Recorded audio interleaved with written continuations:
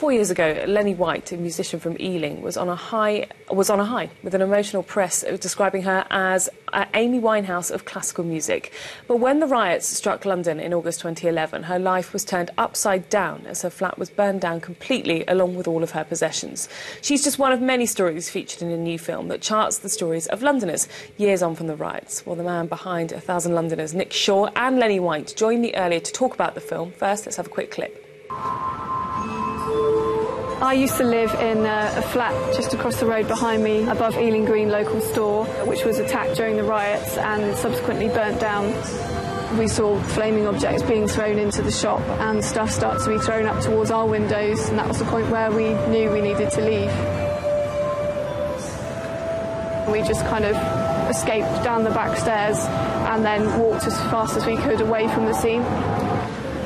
And we just stumbled across a hotel and spent the night there watching our flat burning down on the television. Well, Leni, started to hear your story there, obviously the focus of one of the films, but I mean, just describe the impact you've had since then.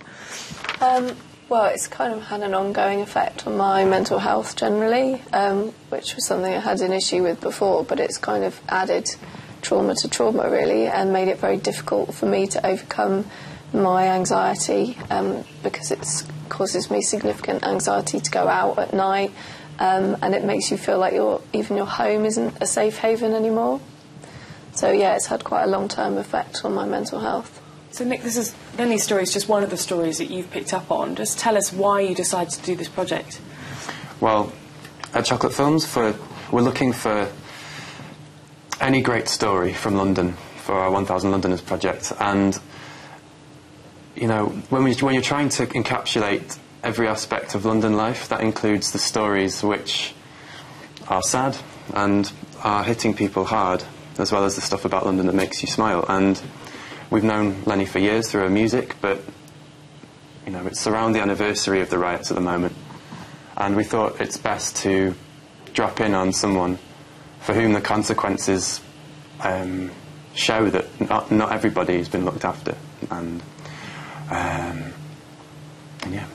I mean, 4 years on, Leni, you say it's still having an impact on you. Do you think there is this untold story of people who were dramatically affected by the riots? Yeah, I mean, there was, at the time, all the rhetoric was around businesses. There was, you know, PayPal accounts set up for shops, and people from other countries put in like 20 grand to help them, which is great because they needed it too, but there was just no focus on the people that lost their homes, the people that had, you know, for me it was like a group of 200 people outside our house that I thought wanted to kill us because they knew that people were in the building. So it's quite hard not to take that personally, and I don't feel that, you know, David Cameron's promised to leave no one out of pocket. That hasn't followed through because hardly anyone got adequate compensation.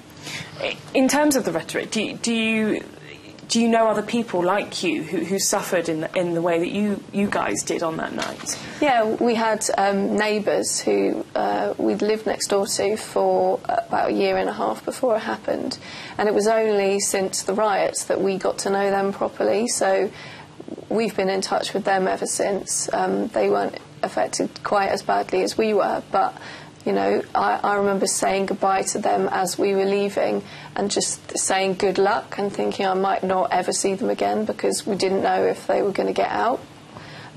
So yeah, I mean, I know the people that live in the building we've maintained contact with, but nobody really talks about it other than on the anniversary because it feels like London's kind of forgotten about it in a way. You were left with nothing, right? The firemen managed to get your violin out. Yeah, so we went back into the burnt out building and kind of picked through the remains and got some things out. So luckily I just put a box of photos somewhere which ended up not being as damaged as it could have been, but even the parts that weren't damaged by fire were full of water because of the fire hoses, so there was just a lot of stuff that you think, that is there any point in even keeping this because it was just so ruined.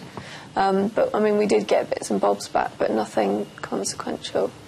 Now, 1,000 Londoners as a project, Nick, obviously, like you say, focuses on some stories which are sadder, some that are more inspiring and positive. How's the project working as a whole? Well, it's fantastic. We think it's the biggest documentary portrait of a city that's ever been attempted. And the intention is to, I mean, we're Londoners. If you go on the tube, if you go to Trafalgar Square, it looks like a sea of faces, doesn't it? But I think what the project is trying to do is to give identity to those faces and make London feel like a smaller place. And it's great for me as a filmmaker to be at Chocolate Films making these films and listening to Londoners suggest their ideas and go out and make those films. And so are you looking for more Londoners? What sort of stage is it at? So there's loads of ways to get involved. We put on a lot of filmmaking workshops where we train people to make their own Thousand Londoners films and their own films. So we hear suggestions from young people and anyone who's on that workshop. We also invite suggestions from people via the 1000londoners.com. Tell us who's interesting.